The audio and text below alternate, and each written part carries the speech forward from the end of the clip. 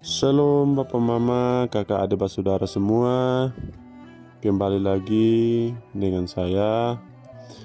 Pada saat kesempatan ini saya akan membacakan dan sedikit merenungkan sabda kebenaran firman Tuhan.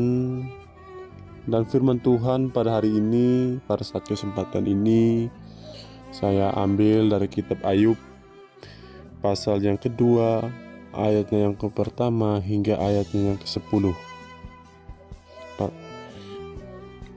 Kitab Ayub pasal 2 ayat 1 hingga ayat yang ke-10. Beginilah bunyi firman Tuhan. Pada suatu hari datanglah anak-anak Allah menghadap Tuhan, dan di antara mereka datang juga iblis untuk menghadap Tuhan.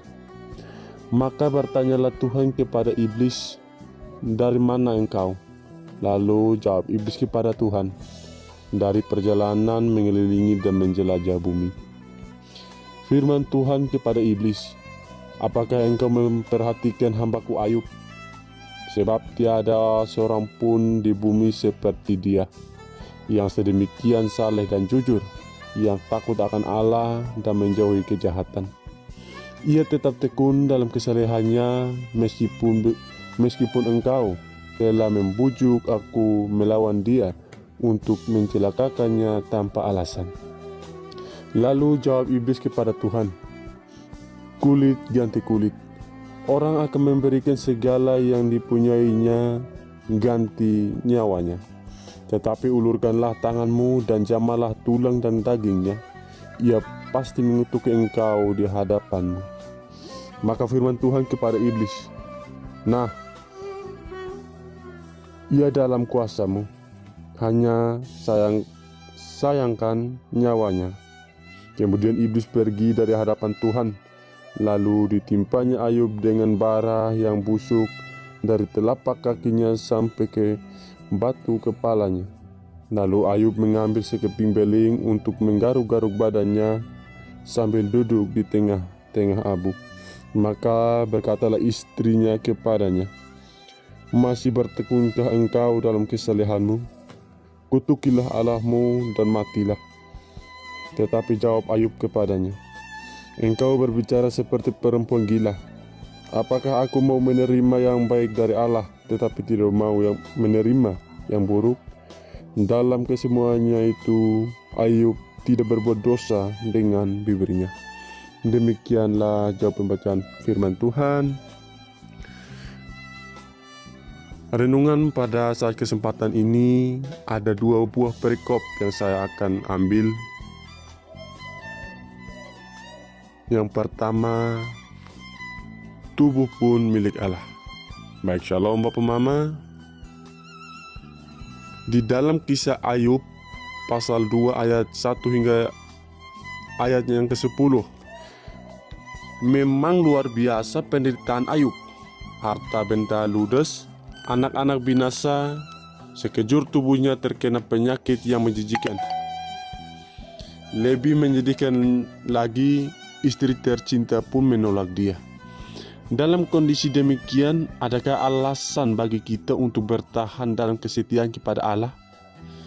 Kesetiaan Ayub melampaui penderitaan yang dahsyat. Ayub mengungkapkan kesetiaannya dalam kata-kata yang sungguh indah. "Apakah aku mau menerima yang baik dari Allah, tetapi tidak mau menerima yang buruk?" Suatu pernyataan sikap hidup yang sungguh luar biasa. Ayub bukan hanya percaya bahwa semua miliknya adalah milik Allah sepenuhnya. Ia juga percaya bahwa tubuhnya pun milik Allah. Berarti Allah berhak sepenuhnya melakukan apapun juga terhadap tubuh Ayub, termasuk penderitaan, sakit penyakit, bahkan kematian. Sikap Ayub mengokohkan pernyataan Allah bahwa Ayub adalah seorang yang saleh dan tangguh imannya.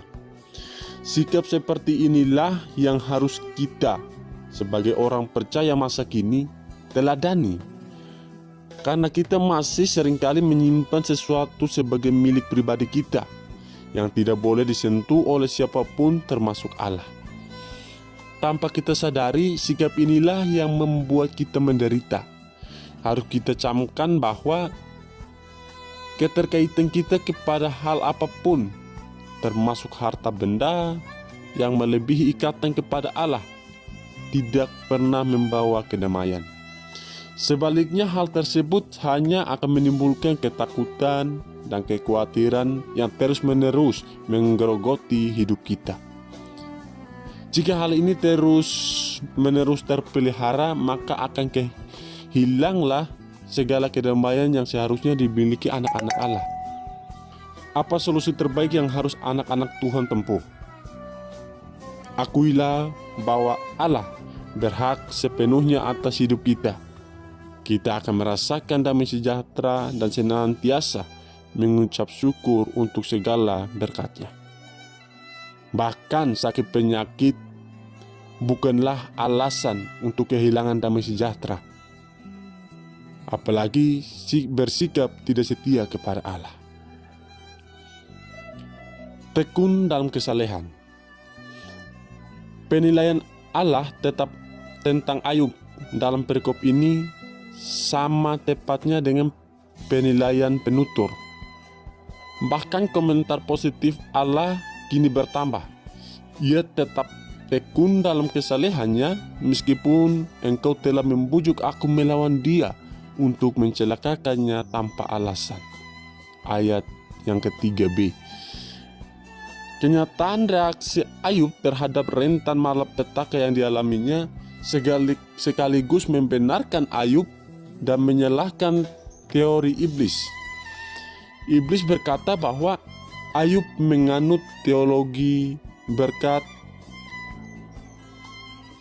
Ayub menganut teologi berkat, yang dimana maksudnya ialah ia seolah dekat dengan Allah karena ada maunya, yaitu sejauh Allah memberkatinya. Ayub membuktikan bahwa ia benar di hadapan Allah dan manusia, bukan karena motivasi yang tersembunyi. Bukan iblis jika sudah salah dan kalah lalu berhenti menyerang. Ia merubah taktiknya meski harus mengganti kilahnya sebelumnya. Kejahatan adalah bagian utama dari hidup. Kehilangan harta tidak langsung mengganggu keberadaan seseorang. Kehilangan orang yang dikasihi memang luar biasa berat. Namun tetap bukan serangan langsung ke diri seseorang. Kini iblis berkailah bahwa bila hidup Ayub langsung diserang, ia pasti akan meninggalkan Tuhan. Sekali lagi Allah mengabulkan pertimbangan iblis itu. Lalu Ayub mengalami penyakit kulit dahsyat yang mengakibatkan penderitaan luar biasa. Lebih dahsyat lagi